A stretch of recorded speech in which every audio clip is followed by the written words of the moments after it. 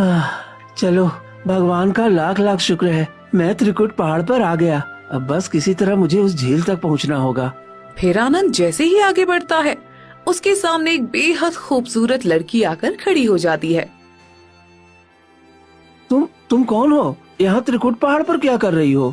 मेरा नाम दिव्यांशा है। मैं इस त्रिकुट पहाड़ पर अपने पिताजी संत महर्षि के साथ रहती हूँ। तुम पहले व्यक्ति हो जो यहाँ तक आए हो, इसलिए मैं तुम पर मोहित हो गई हूँ और तुमसे विवाह करना चाहती हूँ। अगर तुम मुझे स्वीकार कर लोगे तो तुम यहीं के वासी बन जाओगे और खुशी खुशी जीवन भी बिता सकते हैं हम।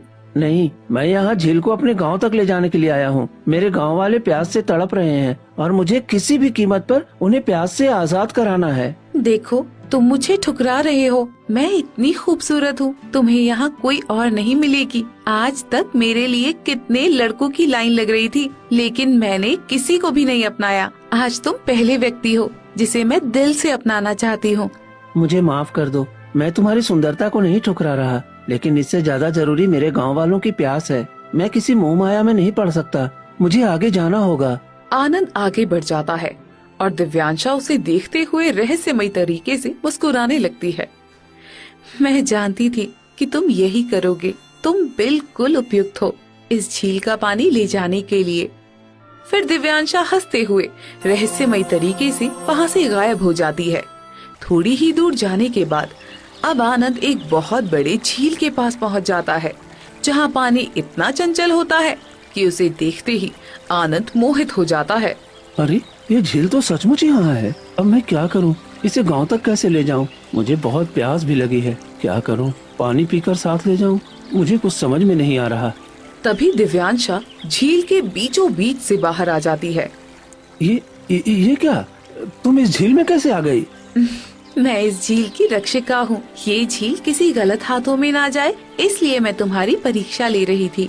आज तक जितने भी यहाँ आए वो मेरी सुंदरता में खो गए और अपने मकसद से भटक गए, लेकिन तुमने सिर्फ अपने गांव वालों की प्यास देखी, इसलिए तुम इस झील तक पहुंच पाए हो।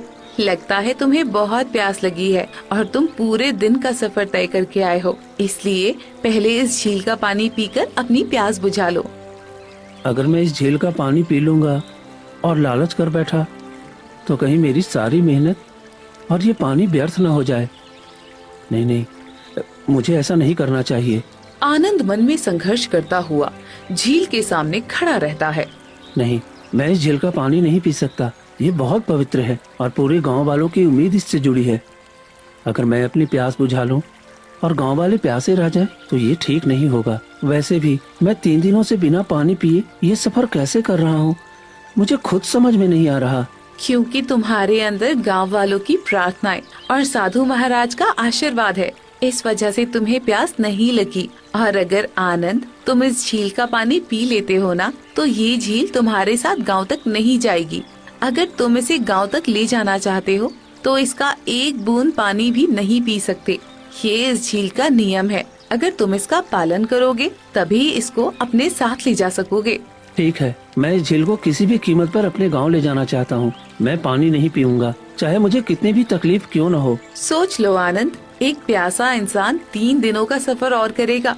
ये बहुत मुश्किल होगा, कहीं तुम रास्ते में हार ना जाओ। ऊपर वाले का नाम लेकर मैं ये काम जरूर पूरा करूँगा, चाहे मेरी जान ही क्यों न चली जाए। तभी अचानक एक तेज रोशनी फैलती है और पूरी झील का पानी धीरे धीरे एक कमंडल में समा जाता है। ये कमंडल ले जाओ और इसे अपने गांव के तालाब में डाल देना। फिर देखना, उस तालाब का पानी कभी खत्म नहीं होगा, सालों साल भरा रहेगा। लेकिन ध्यान रखना, रास्ते में इसका पानी न गिरे और ना ही इसका गलत इस्तेमाल हो, वरना इसकी सारी शक्तियाँ खत्म हो जाएंगी। ठीक है, मैं ये जिम्मेदारी पूरी ईमानदारी से निभाऊंगा। फिर आनंद कमंडल उठाता है और गांव की तरफ चल पड़ता है। थोड़ी ही दूर जाने के बाद आनंद बुरी तरह थक जाता है और जमीन पर बैठ जाता है। हे भगवान, हम मुझसे चला भी नहीं जा रहा और प्यास भी बहुत जोरों की लग रही है, पर मैं इस कमंडल का पानी पी नहीं सकता। मैं क्या करूं? मुझे कुछ समझ में नहीं आ रहा। आनंद खुद को संभालता है और फिर से उठकर आगे बढ़ जाता है। जैसे तैसे चलता हुआ आनंद एक जगह पहुंचता है। तभी वहाँ एक गांव वाला आकर खड़ा हो जाता है। आनंद, जल्दी से ये कमंडल मुझे दे दो, मैं कब से तुम्हारा इंतजार कर रहा हूँ। ये तुम कैसी बातें कर रहे हो राजू? मैं ये कमंडल तुम्हें नहीं दे सकता। ये मैं बहुत मेहनत से त्रिकूट पहाड़ से लाया हूँ। इसे गांव के तालाब में डालना जरूरी है, तभी हमारी पानी की समस्या खत्म होगी। नहीं, मैं इसे गांव वालों के सामने ले जाकर अपनी तारीफ गांव वालों से सुनना चाहता हूँ। सब मुझे ईमानदार और बहादुर समझेंगे। अब ये कमंडल तुम्हें मुझे ही देना होगा। फिर राजू झपट्टा मारकर आनंद के हाथ से कमंडल छीन लेता है और भागने लगता है। नहीं राजू, ये ठीक नहीं है। मेरा कमंडल मुझे वापस कर दो। तुम ऐसा मत करो, नहीं तो अनर्थ हो जाएगा। तुम्हारी वजह से पूरे गांव के लोग पानी के लिए तड़प तड़प कर मर जाएंगे। ऐसा मत करो। आनंद उसके पीछे पीछे दौड़ता है। तभी उसे चक्कर आ जाता है और वो जमीन पर गिर जाता है।